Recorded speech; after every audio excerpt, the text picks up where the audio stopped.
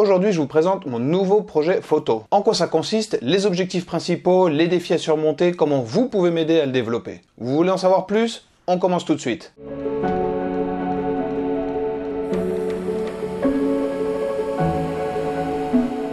Salut à tous, ça me fait plaisir de vous retrouver cette semaine. On continue à parler de photo nature ensemble. Ça fait déjà un moment que j'avais envie de faire cette vidéo pour vous parler de ce projet qui représente un défi énorme que j'avais envie de mettre en place. Il s'agit d'un projet photographique à moyen long terme pour rassembler de l'information visuelle sur la présence des grands félins de la péninsule du Yucatan. Si vous savez pas de quoi je parle, vous pouvez regarder la vidéo dont le lien s'affiche en ce moment à l'écran où je vous en dis un petit peu plus. J'ai envie de partager avec vous cette aventure, donc les sorties sur le terrain, les rencontres que je vais faire, les difficultés, etc. La seule info que je garderai secrète, c'est la localisation géographique du projet, et ce pour préserver les espèces recherchées des personnes mal intentionnées. La première étape du projet va bientôt commencer et vous vous demandez en quoi ça consiste. Je vais utiliser des appareils photo pièges. Ce sont des appareils photo automatiques de petite taille qui possèdent des capteurs et qu'on va placer dans les endroits stratégiques de la forêt. Donc ici au Yucatan, c'est l'entrée des cavernes, les zones humides avec les petites lagunes et les quelques marais qui existent et certains chemins de forêt. Après les avoir installés, on n'a plus qu'à croiser les doigts et aller vérifier régulièrement les résultats sur la carte mémoire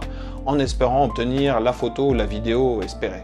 Donc qu'est-ce qu'on va faire avec tout ça? Le premier objectif, c'est documenter la présence de ces espèces dans une zone spécifique et si possible corroborer les témoignages d'observation des populations locales. Le deuxième objectif de ce projet, c'est utiliser cette documentation à des fins éducatives, donc notamment en les partageant avec les communautés mayas qui vont travailler avec moi sur ce projet.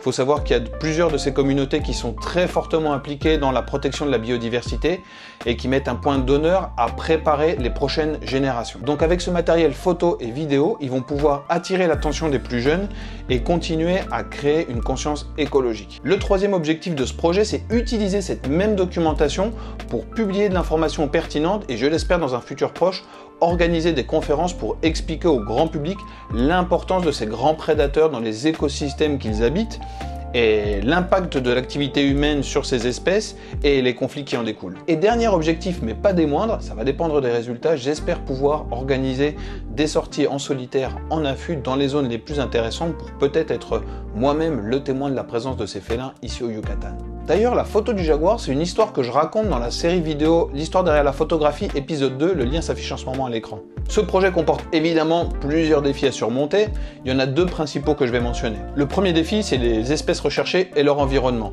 On parle ici d'espèces qui sont très furtives, très sensibles, principalement nocturnes, donc très difficiles à observer. Il faut aussi prendre en compte que la forêt tropicale ici au Yucatan est un espace presque complètement fermé, avec une visibilité qui est excessivement réduite. D'où l'importance de travailler avec un guide local avec qui on va chercher des traces de présence des grands félins, donc excréments, restes de proie ou les rares empreintes qui sont laissées près des zones humides ou pendant la saison des pluies. Un défi financier également, puisqu'un tel projet demande un investissement de temps et surtout d'argent. Il faut se déplacer, rémunérer les guides locaux dont le travail est indispensable, acheter les appareils photo automatiques, les batteries rechargeables, les cartes mémoire et les accessoires. Je ferai régulièrement des mises à jour pour vous permettre de suivre cette aventure avec moi. Si vous souhaitez aller plus loin, faire partie de l'aventure et soutenir ce super projet, rendez-vous sur le site internet tominaturephotography.com où vous trouverez une sélection de tirages photos en papier que vous pouvez commander et recevoir chez vous en quelques jours. Les frais d'envoi sont gratuits et les bénéfices vont financer directement le projet dont je viens de vous parler. Avant de vous laisser, un grand merci à tous ceux qui ont commandé des tirages photos le mois dernier depuis Lille, Paris, ma Champagne natale.